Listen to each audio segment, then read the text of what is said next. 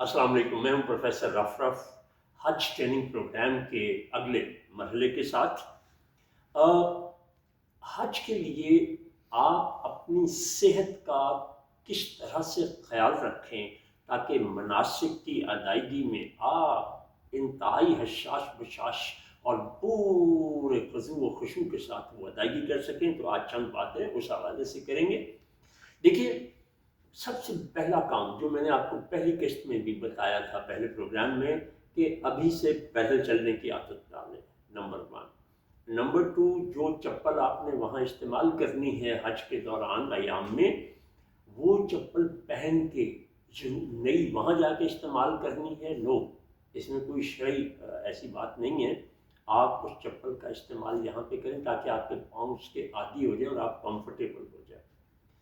देखिए, ये वो बात है कि जब मैं फर्स्ट टाइम वहाँ गया तो मुझे नंगे पाँव चलने की और पैदल खुली चप्पल के साथ चलने की बिल्कुल आदत नहीं थी। सिर्फ एक दिन में मेरे पाँव छाले पड़ गए।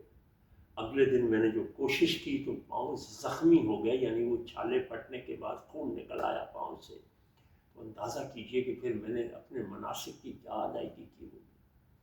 और फिर इसके बाद अगली बात जो हुई, अब मैं नंगे पाँव चलता था। नंगे पाँव चलने के अपने प्रॉब्लम्स थे। अगर मैं चप्पल पहन के चलता तो चप्पल की रगड़ जो थी पाँव की, वो चूँकि पाँव उसका आदी नहीं था तो मुझे बड़ी प्रॉब्लम होती थी। ये है सबसे पहला काम। इसके बाद अपने खाने पीने की आदत जो हैं उसमें सिर्फ एक चेंज लाएं कि जब आप जहाज़ पे सवार हों तो उस दिन बड़ी बड़ी दावतों के चक्कर में ना पड़े। पेट भर के मत खाएं, इंतहाई कम खा के जाएं, क्योंकि इंसान खाए पिए बगैर कई दिन तक ज़िंदा रह सकता है। पानी पिए बगैर भी 3 से 5 दिन तक ज़िंदा रहने की आम मिसालें मिल जाती हैं।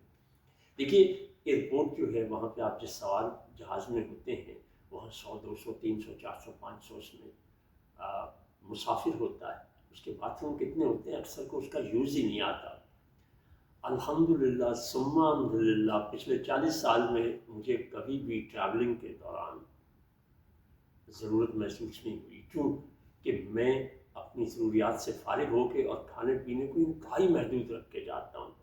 उसमें आपका एहराम नापाक होगा, आपके कपड़े नापाक होंगे, हज का वो आपको नहीं आता उसका इस्तेमाल। ये तो हो गई एक बात। अब जब आप वहाँ से उतरते हैं, बाहर निकलते हैं, तो वहाँ पर खाने पीने में आपको पाकिस्तानी खाने बहुत आराम से मिल जाएंगे, लेकिन ये याद रखें कि वो ज़्यादातर फ्रोज़न होते हैं। बहुत ज़्यादा गर्म करके भी बाज़ औक़ात वो गर्म नहीं होते, तो वो आपको उसी तरह से लेना और खाना पड़ता है। उसमें वो आपको शायद 8 रियाल का रेट है इस वक्त दाल का, 10 रियाल सब्ज़ी का है और 12 से 13 रियाल गोश्त वगैरह है।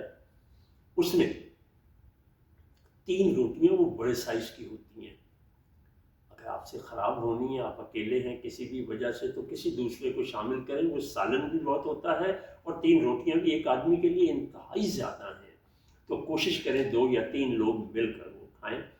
और पीने के बारे में मैं ये बात मज़ाक़न कहा करता हूँ, अब तो रेट चेंज हो गए हैं, लेकिन जिस ज़माने की बात करता हूँ कि पेट्रोल, पानी और पेप्सी 1 रुपए का लीटर था, तो वो पेट्रोल पीना सेहत के लिए मुमकिन नहीं था, तो पानी पीने की बजाय लोग पेप्सी, फांटा ये चीज़ें पीते थे।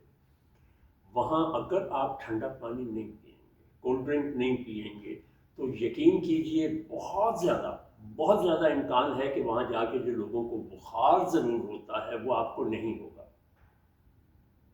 अभी रिसेंटली भांजा मेरा जो आया है उम्रा करके, वो कहता मामू अगर मैंने वो आपकी बात न सुनी होती, मैंने एक भी दिन नहीं पिया, इसलिए मैं जो हूँ ना, बाकी मसले तो मुझे हुए हैं लेकिन बुखार नहीं चढ़ा और मैं बीमार नहीं हुआ।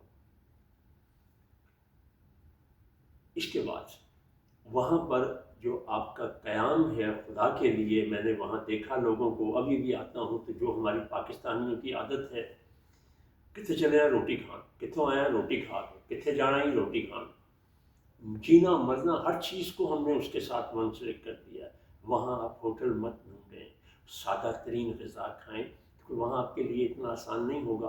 ग्रुपों की शक्ल में औरतें हों तो कुछ पका भी लेते हैं, बना लेते हैं, लेकिन آپ اس کام کی طرف نہ جائیں۔ پھر اس کے بعد وہاں پہ جو آلو ہے، زیتون کا تیل ہے، پھر وہاں پہ جو لسی ملتی ہے، ان چیزوں پہ جائیں۔ خدا کے لیے جنک فوڈ سے وہاں میکسیمم آپ نے بچنا۔ دیکھیں ہسپتالوں میں بہت اچھا انتظام ہوتا ہے، لیکن پھر بھی آپ دیکھیں کہ کسی کے گھر میں 2 مہمان آ جائیں تو کیا حالت ہوتی ہے۔ تو وہاں 200، 2000، 2 لاکھ، 10 لاکھ، 20 لاکھ نہیں ہوتے، ماشاءاللہ ملینز میں ہوتے ہیں، اس لیے وہ کیئر نہیں ہو پاتی۔ بہت سے لوگوں کو میں نے دیکھا کہ ان کے مناسک میں دقت ہوتی ہے، یا وہ رہ جاتے ہیں، کنکریاں مارنے کے لیے کسی کو بھیجتے ہیں۔ ایون میرے ساتھ بھی ایسے ہوا تھا کہ میری بخار کی شدت اتنی زیادہ ہو گئی کہ ایک قدم نہیں چل پا رہا تھا۔ تو کھانے پینے میں یہ کام کیجیے۔ پھر اس کے بعد وہاں پہ اپنے آپ کو تھکانا، زیادہ تھکانا، اس جوش میں کہ عبادت زیادہ ہوگی، تو دیکھیے نبی کے حج میں آپ کو یہ چیزیں نہیں ملیں گی۔ جن کاموں میں اللہ کے نبی نے رخصت دی ہے اس میں ضرور رخصت لیجیے۔ اس کا تعلق براہ راست صحت سے ہی ہے۔ ہمارے ہاں یہ نیٹ پہ دیکھ کے خواتین جو قدرت کا ایک نظام اللہ نے ان کا باڈی میں رکھا ہے بایولوجیکل، اس کے لیے وہ جو گولیاں کھاتی ہیں، ان کا مینسوریل جس کو ماہواری یا حیض کا سسٹم کہتے ہیں، وہ بعض اوقات ایسا ڈسٹرب ہوتا ہے کہ ان کے لیے بے شمار مسائل کا باعث بن جاتا ہے۔ آپ ایسی کیفیت میں آئیں تو بالکل کوئی حرج نہیں ہے۔ تو اس لیے اپنی خوراک کام سے کم رکھیں، جاتے ہوئے بھی آتے ہوئے بھی، اور کھانے پینے میں جتنی سادگی رکھیں گے، اور میں نے آپ کو 3-4 چیزیں بتائی ہیں، وہاں پھل ضرور کھائیں، لیکن باقی چیزوں سے آپ جتنا بچیں گے تو انشاءاللہ صرف آپ کم سے کم پیسوں میں اپنے آپ کو طبیعت بھی ٹھیک رکھ سکیں گے اور اپنے حالات کو بھی ٹھیک رکھ سکیں گے۔